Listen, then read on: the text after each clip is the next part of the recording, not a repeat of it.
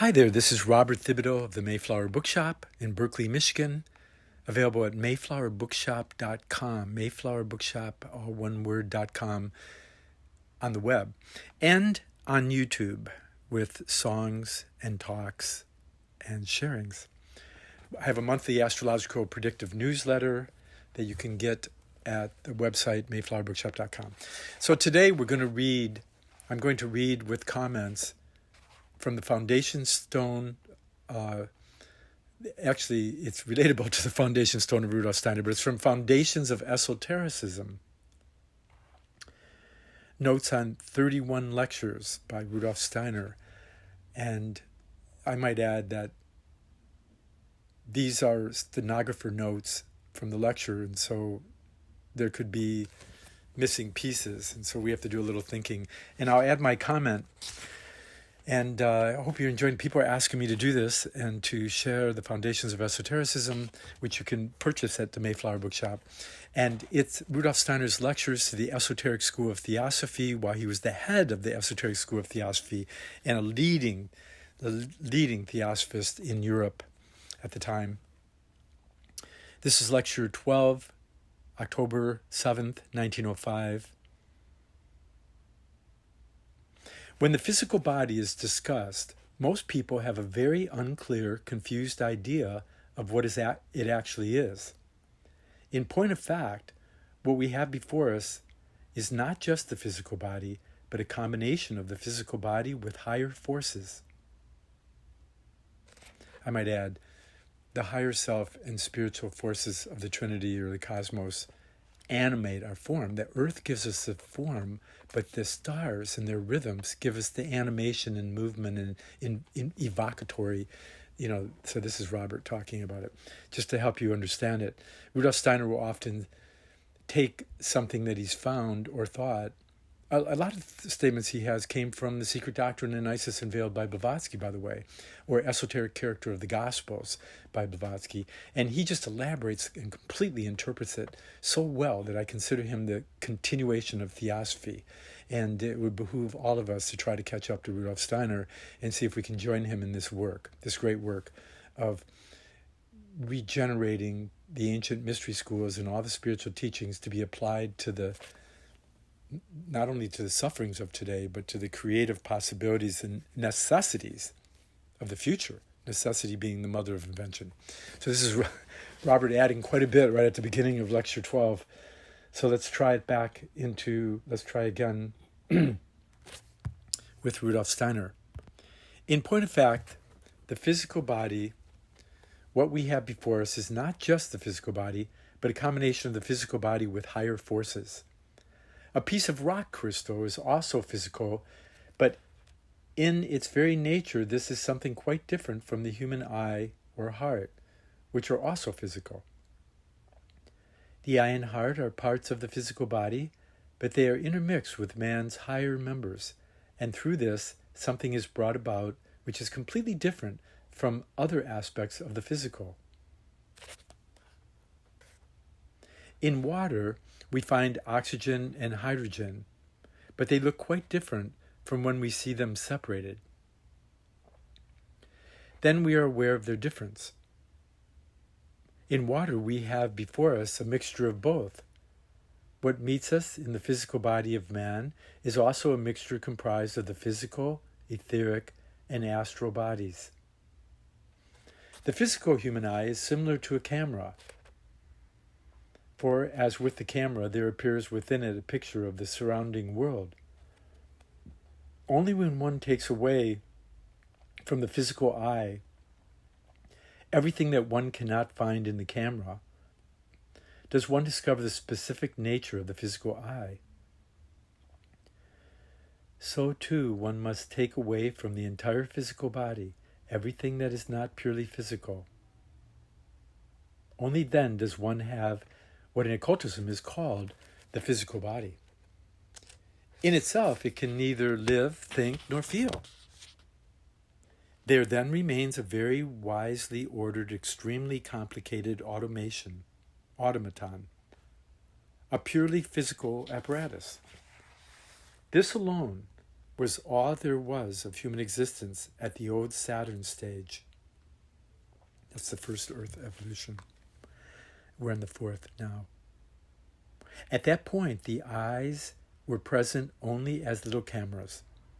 What was produced as a picture of the surrounding world came to the consciousness of a deva being angel being, perhaps? Okay. The consciousness of a deva being. In the middle of the Saturn evolution, the so-called asuras, the archai, were sufficiently advanced to make use of the apparatus. At that time, they were at the human stage. They made use of the automata, and the pictures they produced. The asuras themselves were not within the apparatus, but outside, and only made use of the pictures as we make use of photographic apparatus in order to take pictures of a landscape. Thus, the physical body of man was at that time an architectural structure of a physical apparatus operated from outside. This is the first stage of human existence. I might add to the listener now, if you want to really know more about this, read Rudolf Steiner's Outline of Occult Science or Outline of Esoteric Science. Read his Rosicrucian Wisdom, he talks about planetary evolution stages. And we're now reading Foundations of Esotericism, which he also talks about it. The second stage of development, returning to Steiner, the second stage of development was the permeation of this physical apparatus with the etheric body. It then became a living organism. That also found expression in the configuration of the body. The automaton was built up out of a quite firm, undifferentiated mass, similar to what today is a jelly-like substance, like a soft crystal. In the second round of evolution, in the old sun existence, the physical automaton was imbued with the etheric body. In this round, this earth evolution, second, the solar plexus developed. It is so called because still today only rudiments of the organ are present. It fashions a nervous system into the physical apparatus. In the case of the plant, something similar is present. That is the second stage. But these stages are not final. Evolution gradually progresses. Even today, the solar plexus is an active agent in certain animals which have not developed a spinal cord. All animals without backbones are single forms from left-behind stages of what was laid down earlier. It was only on the earth that man cast out from himself the animals with backbones. He's referring to the fourth earth we're on now. In earlier times, his organism was still somewhat similar to that of the crab at the present day. Man has progressed beyond that earlier stage, whereas the crab has remained stationary. It is an astonishing fact that the whole inner formation of the crab has a certain similarity to the human brain. There is actually a similarity between the internal formation of the crab and the human brain. Like the human brain, the crab too is enclosed in a hard shell. After man had developed a spine and had metamorphosized the upper vertebrae, he cast off the hard shell. The crab has not developed further. It has adapted itself to its environment by means of a hard shell that is needed to have and which serves the same purpose as does the protective covering of the whole body in man. The third stage is that in which the whole is transformed by the astral body working within it. This organic transformation is connected with the development of the heart and the circulation of the blood. The heart of the fish has remained stationary at a halfway stage. The development of the heart is proportionate to the degree in which there is an increase in the inner warmth of the body. This signifies nothing other than a drawing of the astral into the body. I might add here, just to make sure you understand, we're in the fourth earth, the first earth of Saturn. The first round is called the Saturn evolution. The second round or earth is called the Sun evolution, which is the etheric the first etheric takes place and metamorphosizes in the third and now the fourth. Everything keeps growing in different metamorphosis. It takes a while to get a hang of this. So the physical body we're kind of familiar with. The etheric body is that attraction to root and to move up and to a relationship to light, and it's the plant kingdom. And the astral body is the sympathy, antipathies, like and dislike, attraction, repulsion, all opposites. It's like sense-bound thinking and sex. It's the third Earth evolution and a recapitulation of the third, even on the fourth Earth, the third part of that 7 stages of the fourth Earth we're on now, is this coming into a new thinking and sexuality. So Steiner explains all this evolution of form and consciousness or psyche and spirit. So let's continue with Rudolf Steiner. The development of the heart is proportionate to the degree in which there is an increase in the inner warmth of the body. This signifies nothing other than a drawing of the astro into the body. The spinal cord, which the brain is the organ of the ego, the spinal cord with the brain is the organ of the ego, the I. Let's repeat that again. It's a very interesting sentence. The spinal cord with the brain is the organ of the ego, the I. This is surrounded by the threefold protective sheath of the astral, etheric, and physical bodies. This comment is interesting. The spinal cord with the brain is the organ of the ego, and so we have this kind of idea of the letter I as like a spinal column, some kind of invisible organ of the brain as this invisible kind of organ of the ego. I mean, where is the brain? You don't really see it when you look at each other and stuff like that. So the physical, etheric, and astro, the I and or the ego is surrounded by these sheaths that this fourth member of the I. Back to Steiner. After the organ, spinal cord, and brain of the ego had been prepared, the ego laid itself in the bed made ready for it, and the spinal cord and the brain appear as organs in the service of the ego. The fourfold man is put together in this way. It is the Pythagorean square, the tetractys. Number 1, the spinal cord and brain are the organ of the ego or I. Number 2, the warm blood of the heart is the organ of kama, astral body. Desire, sympathy, antipathy. Number 3, the solar plexus is the organ of the etheric body, that solar uplifting vibe. Number 4, the actual physical body is the complicated physical apparatus. Thus has the fourfold being of man been built up. In occultism, what we have now described is again called a spiral, something that builds from outside inwards and unites with what builds up from within. Physical body, etheric, and astral bodies have built up the human being. Then the ego, the I, makes itself felt, and this builds from within outwards. These are the 4 constituents of man. Here we find in the outer an imprint of the fourfold man, man meaning manas, mind, more even. All further development is of such a nature that the human being, starting from this point of the ego, consciously experiences what previously he went through unconsciously. Today, in order to realize that this is so, one must, in the first place, investigate what took place when our ego, our I, was being developed. In order to do this, we must, as it were, take up our position under a certain organ. This is most aptly expressed in the Buddha legend. It says in the legend that Buddha remained seated under the Bodhi tree until he attained illumination in order to rise to higher stages, to nirvana.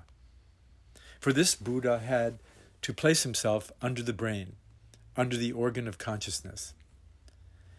This means the paths he had previously traversed unconsciously, he had to traverse again consciously.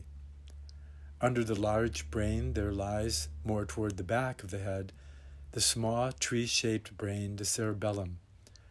Under this brain, Buddha placed himself. The cerebellum is the Bodhi tree. This shows how what is said in such profound legends is actually taken from human evolution. I just want to comment. Steiner earlier referred to going from the third eye down to the heart, previous talk. And I also wonder if the heart is the understanding, stands under the head. That we pass from the dead sea of the dead thinking, sense-bound thinking, to the living waters of the heart. So, okay, back to Steiner. Everything that now is known only by means of anatomy was at that time known in quite another way. The occult investigator made his researches with the help of the Kundalini light. The pupil was prepared for this in the following way. He came to a master or spiritual friend, spiritual teacher. If the latter found him trustworthy, he received instruction. Not actually a teaching. Today has become different. Today, man must find his way by means of intellect and concepts. And so the spiritual teacher or master spoke something what is as follows. Every day for about 6 weeks, you must spend several hours in meditation and give yourself up to some sentence of eternal value, completely sinking yourself into it. Unquote. At present, man cannot do this because life in modern civilization makes too many demands on him or her. At that time, the pupil meditated 6 to 7, 10 hours daily. He cannot do this nowadays without withdrawing from the whole life around himself. At that time, however, the pupil required hardly any time for external needs. He found his nourishment in outer nature. He therefore made use of his time for meditation, perhaps uninterruptedly for 10 hours. By this means, he very soon progressed so far that he brought his body, which at that time was less dense, into such a condition that the Kundalini light was awakened within him. This is the inner being, what sunlight is for the outer world. I want to add that in a previous talk on Rudolf Steiner's Foundation Stone, Meditation and the Voice of the Silence, we talked about the World Mother and the Kundalini within the heart, and that this was brought about by the book The Voice of the Silence in Blavatsky. And Steiner talks about moving from the heart to the head, quite a reverse, ascending from this idea of the third eye down to the heart. That you make this reascent. Okay, so let's go back to Steiner. Kundalini light was awakened within him. This is for the inner being what sunlight is for the outer world. We do not actually see external objects, but reflected sunlight. The moment when, with the help of Kundalini light, we can illuminate the soul, it becomes as visible as an external object shone upon by the sun. So for the yoga pupil, the whole inner body gradually became illuminated. All ancient anatomies were seen from within, through inner illumination. Thus, the India monks who clothed their experiences in legends spoke of what they had perceived through the Kundalini light. Now we must ask ourselves how the different parts of the human body are worked upon. In regards to what belongs to the brain and spinal column, the human first works consciously on the physical plane and through the human ego. There's a gap in the text here, but it continues here. He has at present no influence on anything else. For instance, he has no influence on the circulation of the blood. Such things are developed by degrees. Here, other beings cooperate. Deva beings or angel beings, so that all creatures having a blood circulation are dependent on angelic forces for its regulation. The astral body is permeated and worked upon by different Deva forces. The lowest work on the astral body, higher forces work on the etheric body, and still higher Devas on the physical body, the most perfected body possessed by man. The astral body is strikingly less perfect than the physical body. The physical heart is indeed very clever. The stupid one is the astral body that directs into the heart all kinds of heart poisons. The most perfect part of man is the physical body. Less perfect is the etheric body, and still less perfect is the astral body. What is only in its beginnings, the baby in man, is the ego organization. This is the fourfold man, which contains the ego as the temple contains the statue of a god. My comment now is that you can see all the Raphael paintings and during the Grail time and Troubadour time and the building of the great cathedrals by the Templars, 1200s, until their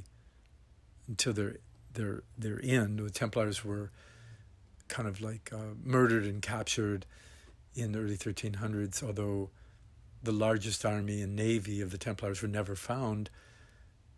They disappeared, but suddenly the Pirates of the Caribbean appeared, attacking Catholic boats. It was very interesting phenomenon. That's a whole other story.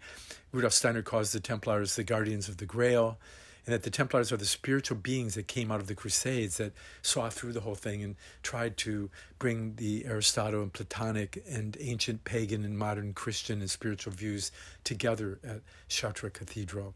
A wonderful place. And the Goetheanum, too, was Rudolf Steiner's attempt at this renewing of the ancient mysteries that now, in the sharings of Mayflower Bookshop and myself in these books, that what we're doing as fellows of this invisible school on the planet that all of us belong to, of spirituality, we're trying to rebuild and renew the temple of man, the TEMPO, the temple of spirituality that each of us may enter. We're trying to renew the mysteries within this invisible Goetheanum that we build through our spiritual virtuous interactions and sharings in our community with our truth and higher love, compassion and community.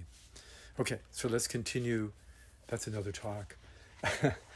Let's continue with Rudolf Steiner, who's brought us together with this fourfold idea of the ego as a temple containing statue of God, and the little baby ego is the youngest than the astral body, etheric, and the physical. These higher spiritual forces have worked very deeply into the physical, and then lesser higher forces into the etheric. And we have like the angels are working with us in the astral body, and the archangels are working with the etheric, and the archai are working with the physical. That's one way to look at it. Okay.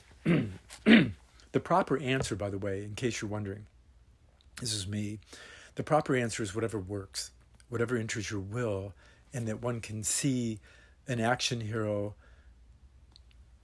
and one can learn from one's mistakes, and one can learn from one's good, virtuous actions to further peace and love in this world, and joy and enlightenment. Okay, so Rudolf Steiner, The Foundation Stone of Esotericism, Lecture 12, continuation. The whole development of human culture is nothing other than the working of the ego, the I, into the astral body, the education of the astral body. Filled with desires, impulses, and passions, the human being enters into life. In so far as he masters these impulses, desires, and passions, he works with his I, his ego, on the astral body. When the sixth root race, the sixth major epoch, that's the Aquarian age coming, by the way. Okay. When the sixth root race, the sixth major epoch, has reached its conclusion, the I, the ego, will have completely worked into the astral body. Until then, the astral body will continue to be dependent on the support of the Deva angelic forces. For as long as the I, the ego, has not permeated the entire astral body, so long must the Deva forces support the work. Because see, otherwise our desires take us over or something. So we're trying to purify the astral body to be the virgin's soul, the virgin Isis Mary, that can be giving birth to this higher self of ours. I added that there. The second stage of development, which follows the stage of his cultural development, is his development as an esoteric student. The human being works with his I, his ego, into the etheric body. Through this, the Deva angelic forces are gradually released by the work of his own eye. Then he also gradually begins to see into himself. We can now ask, what is the significance of the astral body? For what purpose does man have an astral body? It is to give him the possibility, by way of his desires, to do what otherwise he would not have done, and to betake himself to the physical plane. For before man can acquire objective knowledge on the physical plane, he must direct it to his wishes and desires. Without these, he would have been unable to develop an objective observation of the world, or a sense of duty, dharma, and morality. Only after a gradual transformation of his desires can these be changed into dharma, duties, and ideals. Man can only pursue this path by means of the driving, organizing power of the astral body. The etheric body is the bearer of thoughts. What is thought within man is etheric outside, just as what is desire within him is astral outside. But it is only when pure thinking begins that etheric substance is radiated into the astral impulses. As long as thinking is not yet pure thinking, we have astral substance surrounding the etheric form. So thought forms, as they are called, are made out of a kernel of etheric substance surrounded by astral substance. Along the paths of the nerve stream, the so-called abstract thoughts, which, however, are in reality the most concrete, for they are etheric forces. As soon as man even begins to think, he is already working with his eye, his ego, on his etheric body. When a man dies, it becomes clear that the physical body has nothing to do with the eye, the ego. Every connection between the physical body and the eye is broken off after death. Previously, this connection took place indirectly through the other bodies. When these are no longer there, the corpse has no further relation to the eye. Then the outer Deva angelic forces receive it, and it is again absorbed into the physical environment. The word vavasan, to decay, does not mean only a passing away, but a return to the being out of which the body came forth. This is what may be said in respect of the physical body. The Dutch word lichaam does not mean lichaam, corpse, but the physical body which has to be carried about. The etheric body is to a great extent in a similar situation to the physical body. It is taken up in the same way by the devas and then again dissolved into general circulation. But there remains from the etheric body that part of it that the human being himself has worked into, and this does not dissolve. It is this which later, at the time of reincarnation, forms a central point around which what is to be called what is added. It is this which later, at the time of reincarnation, forms a central point around which what is to be added is crystallized. This small part of the etheric body remains present in the case of everyone. In the same way, there remains from the astral body as much of it as the human being has worked into. Only during the last third of the 6 root rays will the complete astral body be retained by everyone of normal development. Thus, development begins by man's working consciously on his astral body. The task of the chela, the lenu, or disciple or student, the occult pupil, consists further in the transformation of his etheric body.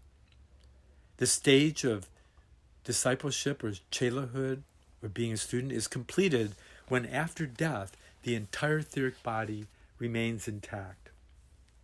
The sojourn in Devachan, the after-death heavenly state, is necessary in order to make possible a renewal of the forces of the etheric body. The small portion of the etheric body, which to begin with man carries into Devachan, can grow into the complete etheric body because the necessary conditions are created there. This makes comprehensible the varying length of the sojourn in heaven or Devachan. When the human being stands at the beginning of his development and has transformed but very little of his etheric body, he can only remain in heaven or Devachan for quite a short time. The part of the etheric body that is lacking must be replaced by him, for him, by the part of the etheric body which is lacking must be replaced for him by the external angels or devas. When he develops further, he sojourns for a progressively longer time in Devachan. Thus, the time that he spends there increases in proportion to his own development. People, however, who are more advanced sometimes reincarnate earlier for other reasons. For instance, because they are needed in the world. I want to comment, this is like the Nirmanakaya body of the Buddha that goes wherever necessary, right? Some people like Sambhogakaya are just poets and troubadours, and for fun they appear somewhere for good fun. And then the Dharmakaya are selfless people who appear selflessly and visibly. And that's Robert's interpretation. Okay, back to Rudolf Steiner. People, however, who are more advanced sometimes reincarnate earlier for other reasons. For instance, because they are needed in the world. When the student dies, or the chela dies, the entire etheric body is present. Thus, at this stage, the chela can renounce Devachan or renounce heaven, because the etheric body has been completely worked through. Then, after quite a short time, rebirth takes place. He waits at first in the astral world, as in a place of transition, until he receives a definite mission from his spiritual teacher or higher self, or the Christos. Then he can again take possession of his etheric body in order to reincarnate once more. Until the stage is reached, a duality is necessary for evolution. That which man is unable to develop inwardly for himself is built into him from outside. Help must be brought to him from without. Thus, in heaven or Devachan, the etheric body is once more made complete by external angelic powers, or spiritual powers. The physical plane and the heavenly Devachan are polar opposites. Between them lies Kamaloka, the place of desire, a place of transition, a transitional stage, an intermediary condition that causes a human being to be connected with what he has worked into his astral body. The astral body leads man onto the physical plane. The man is the mind stream continuum. The astral body leads the mind stream continuum onto the physical plane, where he directs his attention outwards. I want to say that the mind stream continuum is the yogi mind I talk about in my book, Astrological Aspects of the Art. Rudolf Steiner. Here, desires are cultivated by contact with external things. When a person dies, his craving for outer objects does not immediately cease, although he has no longer organs bringing him into connection with such desires or objects. The desire remains, but the organs are lacking. In Kamaloka, he must break himself from his longing for the outer world. I want to comment, after death we separate from the physical body, but then we separate from our desires and fears. Fear being the shadow of desire, desire being the shadow of any fear. And that these are polar opposites that we need to separate from. And we go to a higher level, so that then after the death of our desire, there's even a further death of our etheric. You might say there's a triple death. Some people just talk about a second death in the Bible is referred to, and this is what it refers to. The Rosicrucians and the Masons of the early days knew about this, as do the early Theosophists and Anthroposophists. So Kamaloka is this after-death state of processing your desires and finding out what the true desire is for enlightenment or higher love and truth, versus the false ones that don't bring lasting happiness. In Kamaloka, we must break ourselves from this longing for the outer world. Kamaloka does not actually belong to normal development. It is only a stage where habits must be relinquished. It is because man can no longer satisfy his desires because he no longer has organs for the physical world, that kamaloka comes about. When someone commits suicide, he has identified his I, his ego, with the physical body. My comment, they think they're dying because they kill their physical body, but see, their etheric and astral and ego and their higher bodies keep going. That's the point. Okay, so there's a little bit of a problem there. You get in trouble. Okay, back to Steiner. For this reason, the longing for the physical body is all the more intense for the person who commits suicide. It seems to him that he is like a hollow tree, like someone who has lost his interior. He then has a continual thirst for himself. When a man is put to death by violence, he is in a similar situation. In the case of someone who meets a violent death, he continues seeking for his physical body until the time when he would otherwise have died. This seeking can bring about harmful reactions.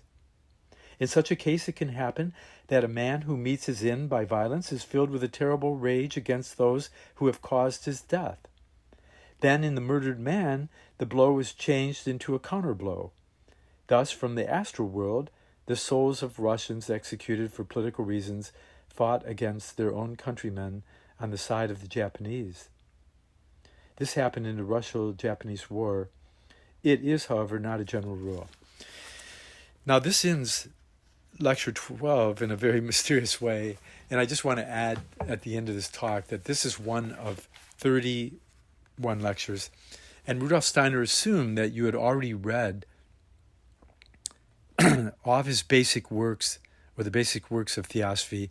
And in later works, Rudolf Steiner says that you really shouldn't listen to any of his lectures or read more unless you've read the basic books, not the lectures, but the basic books that he wrote called Theosophy, Christianity as a Mystical Fact, The Philosophy of Freedom, The Outline of Occult or Esoteric Science. I think there's a couple more, The Way of Self-Knowledge, The Road to Self-Knowledge, The Knowledge of the Higher Worlds.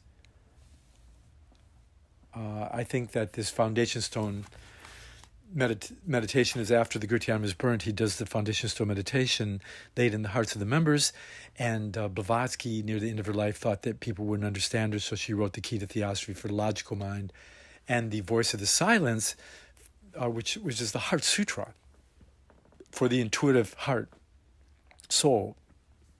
And she talks about entering stillness, the voice of the silence. And then she talks about the two paths, spiritual and materialistic, and the seven virtues as, just like in How to Know the Higher Worlds, Rudolf Steiner talks about the seven virtues, 6 or 7 virtues, depending if you have emptiness prajna as a seventh. And Steiner talks about the virtues as opening the chakras and protecting them. And Blavatsky goes deep into this idea of these virtues and explains them a little more sometimes. And of course, the Tibetan Buddhists in the Lamrim, the gradual path of enlightenment, gradual meaning grail, path of enlightenment, but the Tibetans have the gradual path to Lamrim. And they talk about these 6 virtues, with the 7th being prajna, according to Blavatsky, but the 7th one to the Tibetans are emptiness. And then they talk about, through this emptiness or this selfless sense of I am that Steiner talks about, they talk about transforming death into enlightenment through transforming the body, speech, and mind, or the thinking, feeling, willing, or the physical, etheric, astral body, in anthroposophical terms, into the Dharmakaya, Sambhogakaya, and Nirmanakaya, and the return of a Bodhi, mind, Buddha, Bodhisattva. And this return of the astral body being penetrated by the I am everything, nothing in a mind, in this higher trinity of the Atma Buddha Manas, the astral body returns as an angel, a virtue. And the etheric body returns as an archangel overseeing large periods of time and culture and human beings, mind stream, continuum, yogi mind.